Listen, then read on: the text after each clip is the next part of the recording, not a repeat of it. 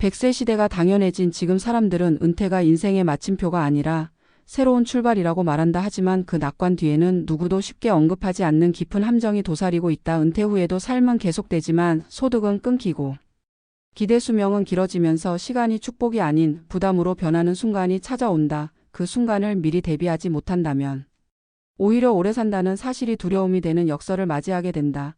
30년 넘게 직장에서 성실히 일한 김도연 씨도 그런 현실을 직접 겪은 한 사람이다. 그는 60세에 명예퇴직하며 남들 부럽지 않은 퇴직금과 적지 않은 금융 자산을 손에 쥐었다. 자녀들도 독립했고 대출 없는 집 한 채가 있었기에 그는 마음 놓고 새로운 인생 이막을 그릴 수 있으리라 믿었다. 퇴직 후 첫 해, 그는 여행을 다니고 건강을 챙기며 여유를 누렸다. 하지만 두 번째 해부터 예상치 못한 균열이 생기기 시작했다. 생활비는 생각보다 빠르게 줄었고 갑작스러운 지병으로 매달 병원비가 늘어나면서 계획했던 예산은 쉽게 무너졌다. 저금리 시대의 은행 이자는 생활비에 도움이 되지 못했고 자산을 불리겠다고 시작한 투자에서 몇 차례 손실을 보자 불안은 걷잡을 수 없을 만큼 커졌다. 그는 결국 퇴직 5년 만에 노후가 생각보다 길고 고정 지출이 만만치 않다는 사실을 뼈저리게 깨달았다. 비슷한 상황은 박영자 씨에게도 일어났다. 59세에 은퇴를 선택한 그는 평생 모아둔 돈과 연금을 믿었다. 하지만 자녀의 결혼과 손주 출산으로 예상치 못한 지원이 이어졌고 배우자의 건강 악화로 간병 비용이 늘어나면서 계획했던 재정 구조가 크게 흔들렸다. 더 큰 문제는 이런 지출이 단기간이 아니라 장기간 이어진다는 점이었다. 100세 시대는 그에게 남은 삶이 40년 가까이 될 수 있다는 무게를 안겼고 은퇴 초기의 계산은 현실을 따라가지 못했다. 김도연 씨와 박영자 씨의 사례는 장수시대가 주는 함정을 단적으로 보여준다. 오래 산다는 것은 단순히 축복이 아니라 지속적으로 현금을 창출할 수 있는 구조를 갖추지 않으면 자산이 바닥나기 전까지 얼마나 버틸 수 있을지 계산하는 일이 된다. 지금도 수많은 은퇴자들이 월 평균 생활비를 최소로 줄이고 연금과 이자에 의존해 살고 있지만 예상치 못한 의료비와 자녀 지원, 물가 상승이 겹치면 계획은 언제든 무너질 수 있다. 전문가들은 은퇴 후 재무 전략을 단순히 자산의 크기로만 판단해서는 안 된다고 강조한다. 무엇보다 현금 흐름이 안정적으로 이어질 수 있도록 연금 구조를 튼튼히 하고 지출의 변동성을 감안한 장기 계획을 세워야 한다. 또한 건강관리와 가족 간의 재정 합의가 필요하며 갑작스러운 상황에 대비해 유연하게 쓸 수 있는 비상자금이 반드시 필요하다. 결국 100세 시대의 진짜 위험은 오래 사는 것 자체가 아니라 긴 시간 동안 재정과 마음의 균형을 유지하는 능력이 부족할 때 드러난다.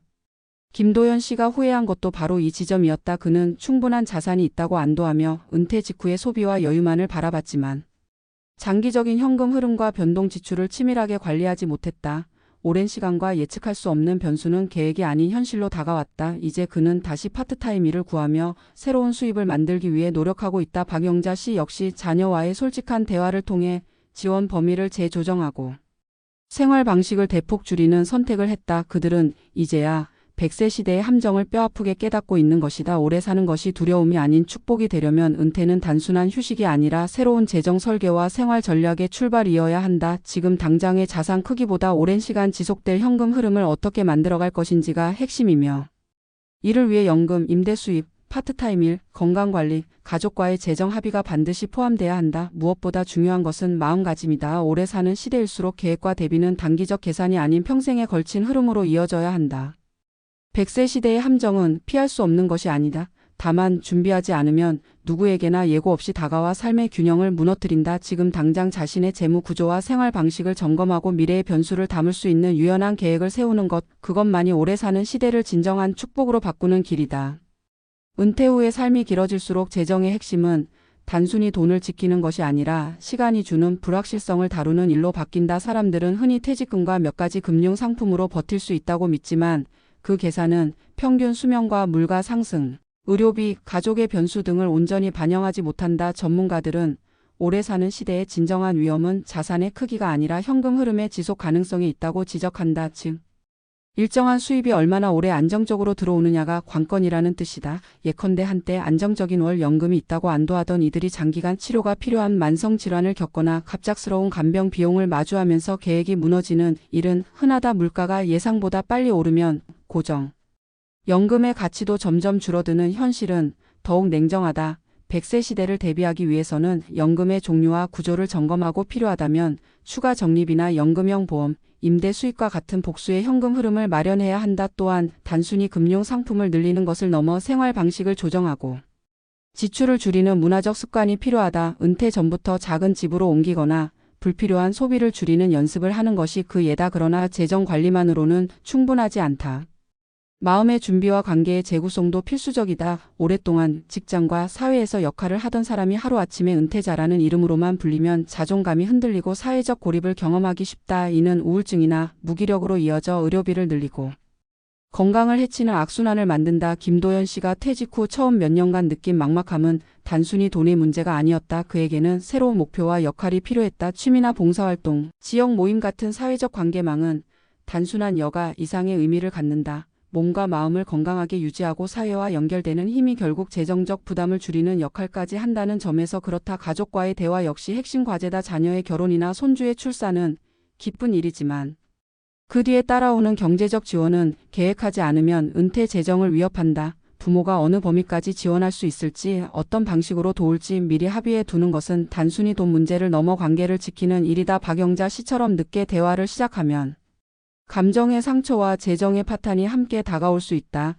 이런 측면에서 100세 시대를 살아가는데 필요한 지혜는 장기적인 재정 전략과 더불어 정서적 사회적 전략을 동시에 설계하는 데 있다. 한편 건강관리는 여전히 은퇴 이후의 최대 변수다. 평균 수명이 길어질수록 만성질환이나 돌발 질병을 피할 가능성은 낮아진다. 고가의 치료비와 간병비는 은퇴 계획에서 가장 예측하기 어려운 지출이다. 때문에 건강검진과 예방 중심의 생활 습관을 유지하고 장기 요양보험이나 실손보험을 통해 위험을 분산시키는 것은 선택이 아닌 필수가 된다. 더 나아가 부부가 함께 건강을 유지하고 운동이나 식습관을 관리하는 것은 단순히 의료비를 줄이는 차원을 넘어 삶의 질을 지키는 투자다. 또한 일과 수입의 새로운 형태를 찾아보는 것도 긴 수명을 위한 전략이 될 수 있다. 과거에는 은퇴가 곧 일의 끝을 의미했지만 지금은 다르다. 파트타임 일이나 재능을 활용한 소규모 사업, 온라인 강의와 같은 활동은 경제적 도움이 될 뿐 아니라 삶에 활력을 주는 역할을 한다. 김도연 씨가 늦게나마 파트타임 일을 시작하며 얻은 안정감과 사회적 연결감은 단순히 추가 수입 이상의 가치였다. 결국 100세 시대의 진짜 함정은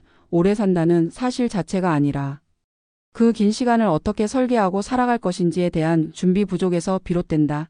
지금 중년을 지나고 있는 세대가 이 교훈을 놓친다면 은퇴 후에도 끊임없는 재정적 불안과 정서적 고립을 피하기 어렵다. 반대로 지금부터 자신의 자산 구조와 지출 패턴을 세밀히 점검하고 건강과 관계를 지키는 계획을 실천한다면 오래 사는 것은 위험이 아닌 기회가 된다. 앞으로의 은퇴는 단순히 일에서 물러나는 사건이 아니라 삶의 두 번째 장을 새롭게 설계하는 과정이다. 그 과정에서 돈은 수단이지 목적이 아니다. 삶의 속도를 조절하고 관계를 재정립하며 몸과 마음을 지키는 일까지 모두가 긴 호흡의 설계에 포함되어야 한다. 이제 은퇴를 앞둔 이들이라면 자산의 총액을 계산하기 전에 스스로에게 물어야 한다. 나는 오래 사는 시간 속에서 무엇으로 살아갈 것인가?